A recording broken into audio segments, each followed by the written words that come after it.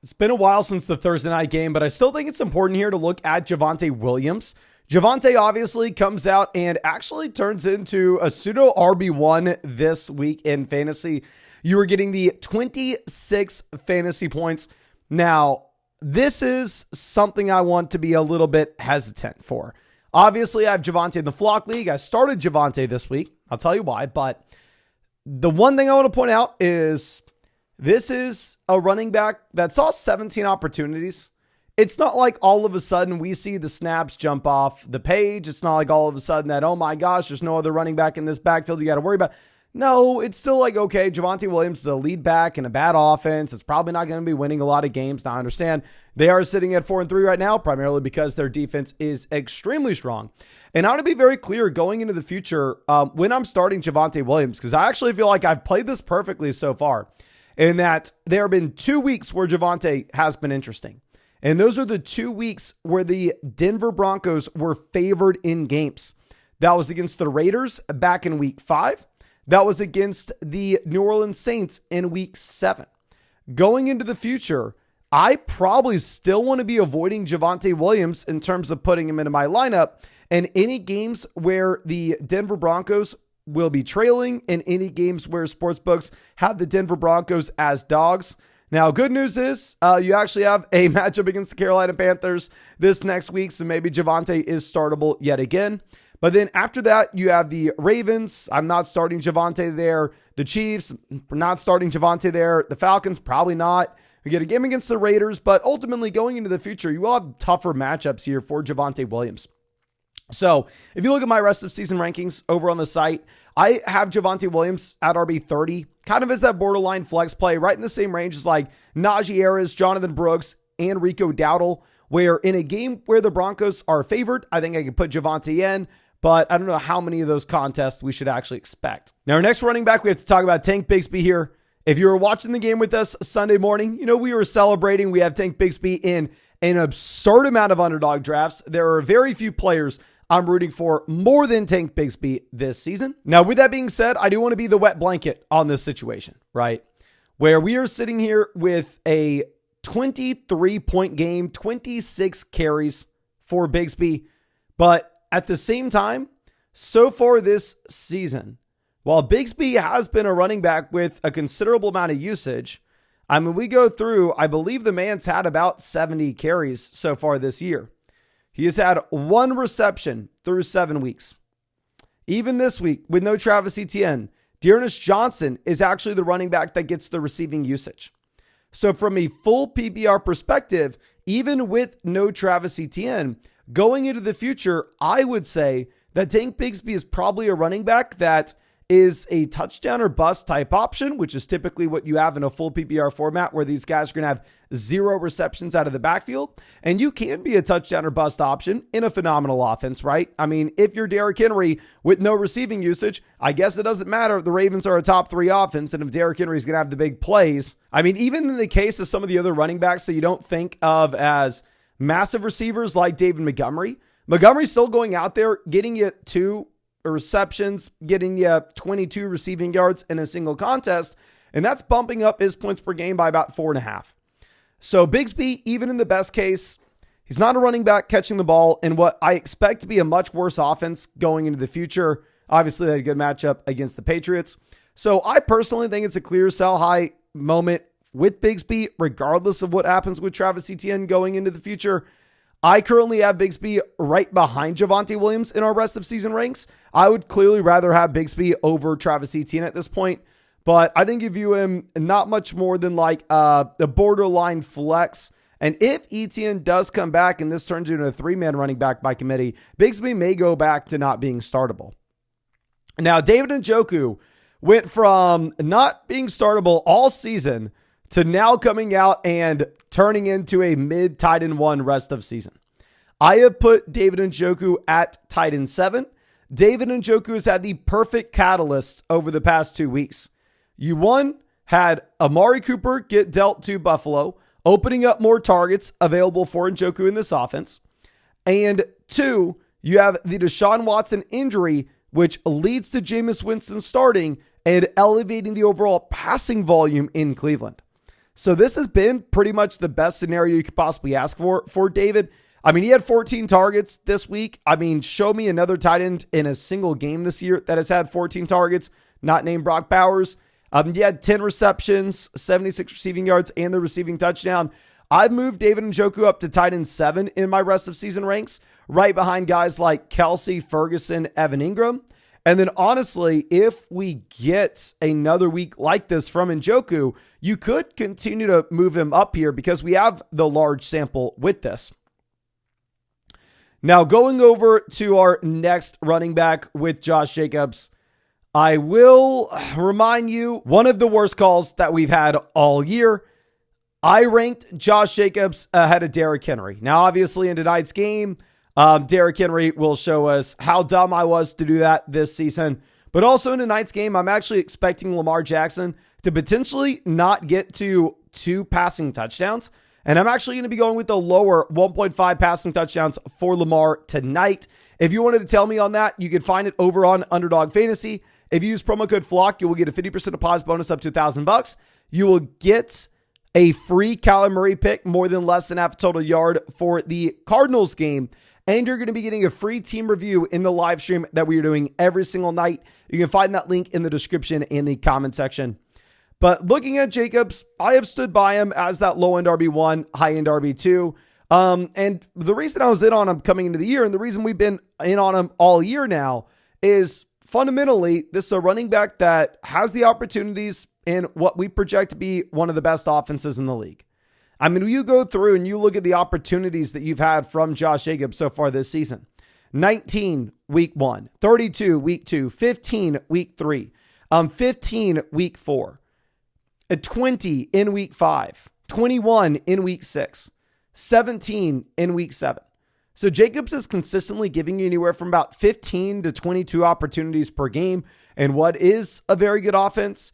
While obviously Jacobs isn't some phenomenal receiving back, there's a big difference between the Jacobs receiving usage and what you have with somebody like Tank Bigsby, where Jacobs is coming out and you're getting the 5 receptions for 16 receiving yards.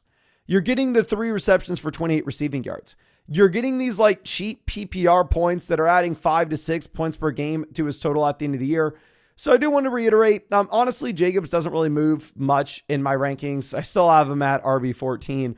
I just think that we need to make sure that we are on the same page with everybody. You need to be on the same page with me. Jacobs is a running back that you're starting every single week, regardless of matchup.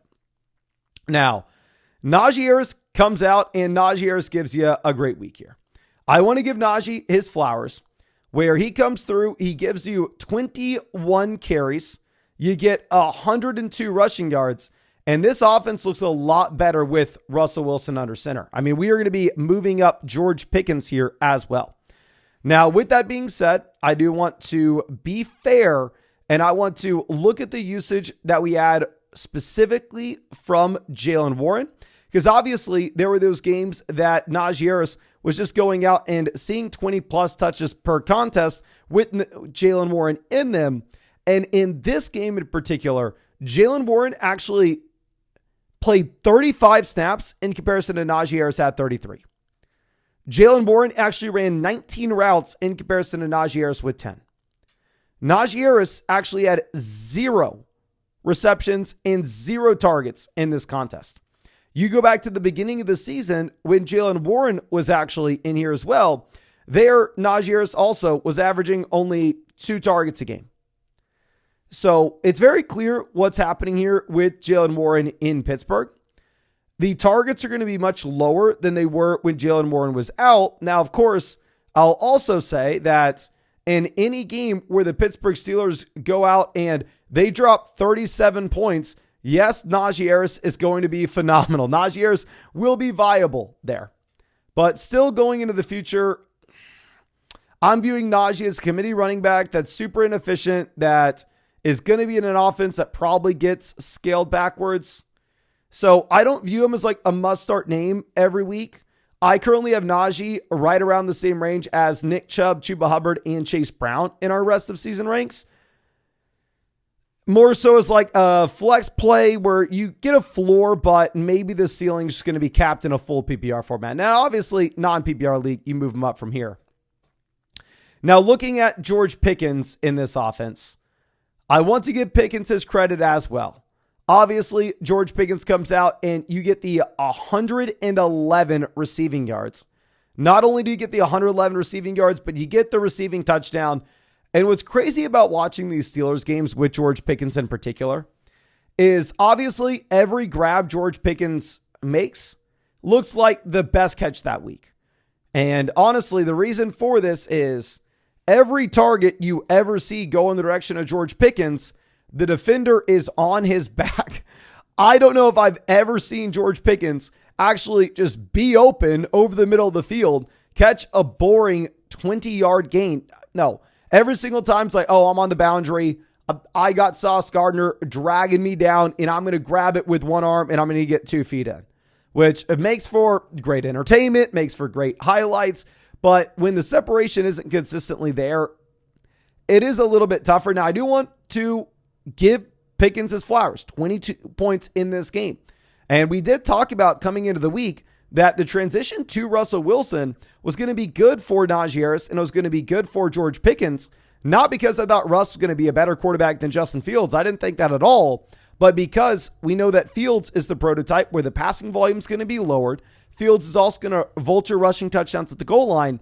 So Fields, Anthony Richardson, pretty much just all these rushing quarterbacks, they are going to actually cannibalize the other options in their offense and monopolize the fantasy football points that are scored in Pittsburgh, or in the case of Anthony Richardson, in Indianapolis, in the case of Washington with Jaden Daniels. Now, obviously, Washington's so elite, it doesn't matter, but nonetheless, the transition to Russ definitely helps George Pickens. We saw it in this game.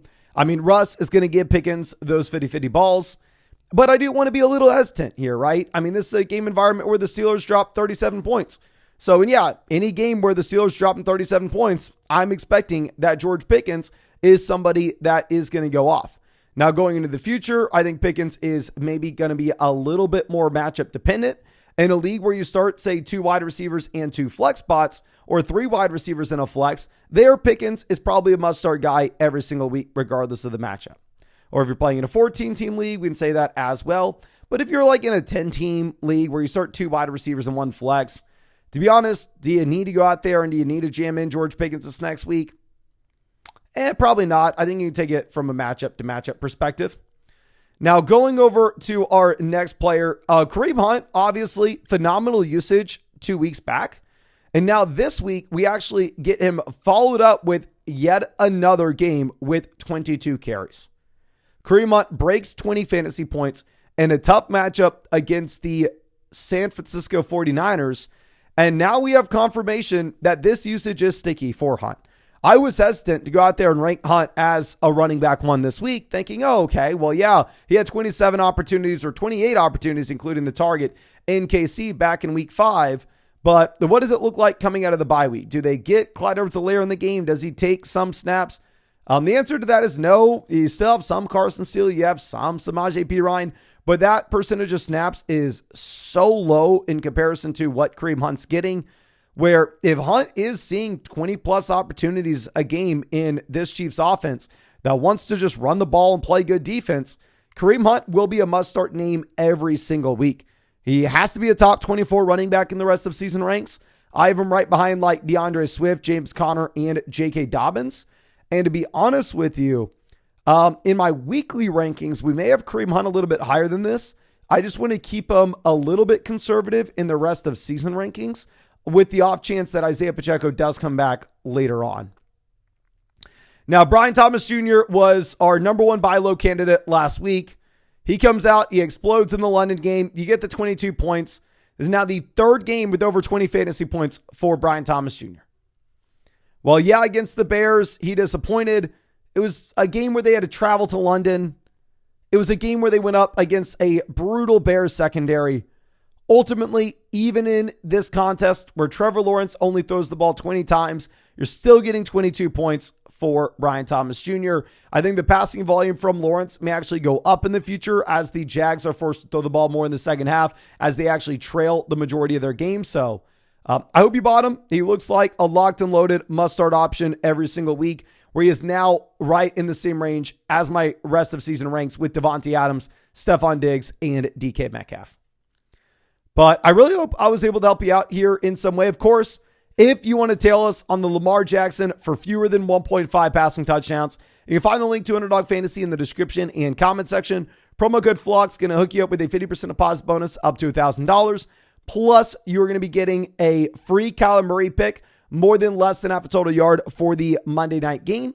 And you're going to be getting a free team review in the live stream that we are doing every single day. Just make sure you use code FLOCK and make sure you set up an account on flockfantasy.com with the same email address as your Underdog Fantasy account. That way, I know to hook up with that free team review voucher. But thank you again. I appreciate you. And I really hope I get to see you out in the live stream later today.